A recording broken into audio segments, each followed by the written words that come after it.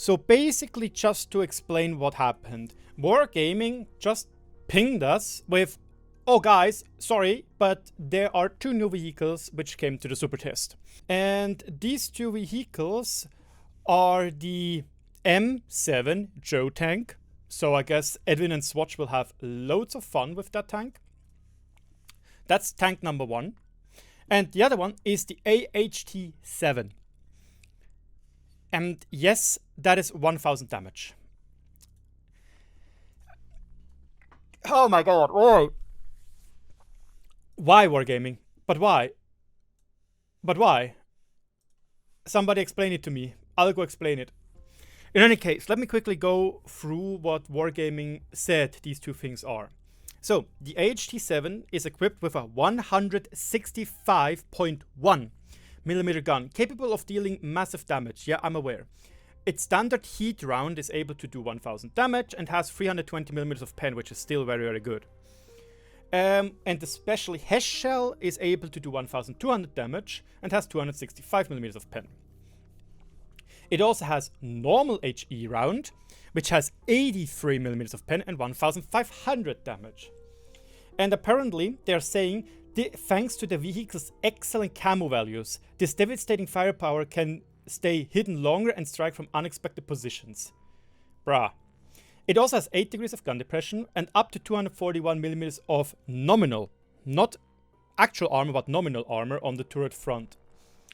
And yes, the AHT-7 can engage in terrain-based play. Also, solid turret armor lets you take well-targeted shots with more confidence, and compensating for the long 3.3 second aim time and the 0.4 for accuracy. Yeah, why is it a support TD? It makes like because it doesn't have good camo or something? Or like because it is camo based? Let me quickly check something out. Again, we are doing this thing on the fly, so support, no, versatile, yeah, it's a support vehicle. So it has the same field modifications as the FV, meaning it is faster in reverse, it gets technically faster reload time, if you want that.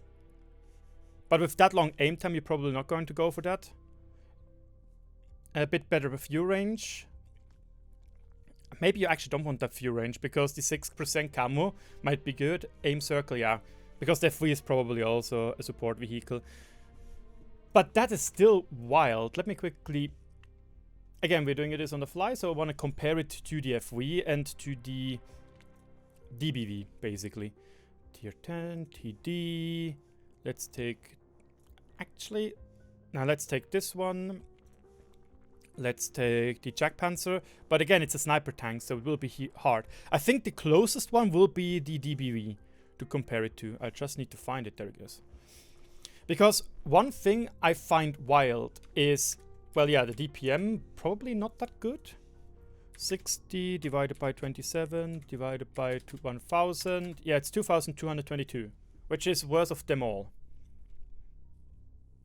Yeah, I get what you mean. I got what you mean, it's useless. But the camo is apparently really, really good. It has 13.74% when standing still. It's not as good as the DBV, but it is more than 10 times better than the FV. And when moving, it's still very good, relatively good. 8.2%. That is wild. That's actually wild. Accuracy is 0.44, so it's worse than the FV, but it aims faster. It has a fully rotatable turret, obviously. It also has HESH, which is... Yes, it does not do as much damage as the FV, but there's that. Speaking of, chances are that you might actually use the HESH on this thing as its main ammo. Whoops. So 60 divided by 27 times 1200. So it has 2666 DPM, which is actually higher than all 3 of these tanks. That is wild. Because 265 pen is still more than enough. With the FV having, what, 230? Yes, it boosts its DPM insanely much, but whatever. Excuse me. That's... Why? It's just a question of why do we need this tank? Now it's same with the slopes. It has spaced armor here and here. It genuinely looks a little bit like a Centurion Action X turret. Like underneath it, you know, underneath the spaced armor plates. Why? Just why? Why is this a thing? We don't need more high alpha guns. But the problem is Wargaming saw the success of the BZT, so they're like, let's do that again. Oh god, that will be really, really unfun to play against. The other vehicle is this one. Let me quickly check and compare it to other Joe tanks of its tier.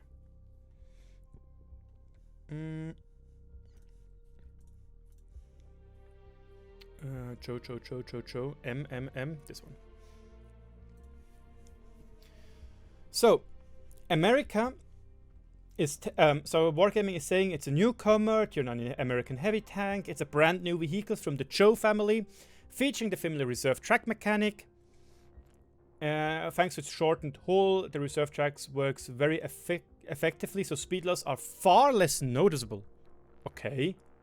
So now we have differences in how quickly a tank moves in reverse when there's a track mechanic.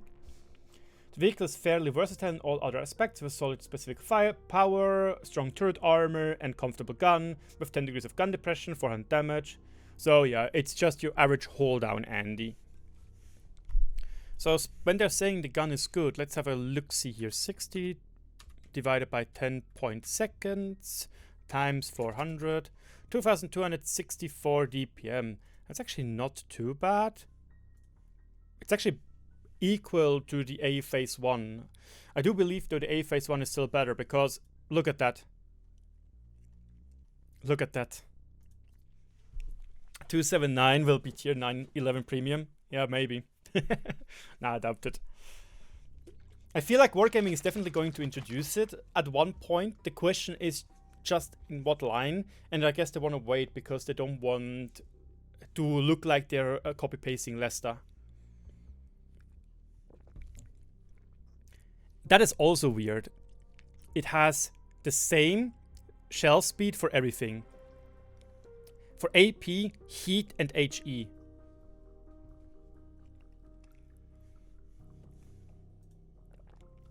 I have the base values as well, Mark. The effective values, you would be a little bit higher. Oh, actually, no, I don't. I'm sorry. I thought I was using base values. So it's very comfortable on the same spot as the M-VII-Y Joe tank. But yeah, I guess that's it. It's a hold down tank, 324mm of turret armor, but it has a massive cupola, so it's... You know what? Nah, the hull is weak. I was just thinking, this might be a pretty decent tank when you really enjoy the E5. Because it generally looks a little bit like an E5. It has a strong turret armor, but it has a massive cupola. It's a 400 alpha gun. It has more or less comfortable gun handling, I would say. Yeah, 0.48 is not good. 2.5 seconds. That's true. It has one cupola less than a 6 Joe tank. 380 meters of fuel range is actually not that good. That's kind of slow. Yeah, from the stats wise, it looks solid. 10 degrees of gun depression, decent mobility, decent reverse speed, decent HP per ton ratio, decent amount of hit points, I would say. Obviously, it can always be a little bit more, but we take those. The fuel range is a little bit low. I feel like you just notice now that Wargaming is like, okay, you know what? Because we now have tier 11s, the tier 9 medium premium tanks have to be somewhat able to fight against these, so they are pumping out tier 9 premium tanks, which are basically on par with tier 9 tech tree tanks, which before they weren't. So there is that. I still find it wild that Wargaming is this quickly in introducing these new tanks, especially today, but it is what it is. I'm really not a big fan of the AHT. Really not. Because again, like, we don't need more alpha damage. That is wild. 1000 HP of damage with 320 pen is still insane. And then you still can do 1200 damage, meaning you can even do more. And you have almost 270mm of HESH pen. And it has a spaced armor. And the cupola looks very small. This could be probably played as a, might not be a TD, but like a medium, you know, med. That's probably what the AHT is going to be, a medium tank, more or less. This one, yeah, this is just solid. Solid. But I guess we'll see what Wargaming is cooking up with that tank, and we'll see later down the road. Or down the drain, who knows.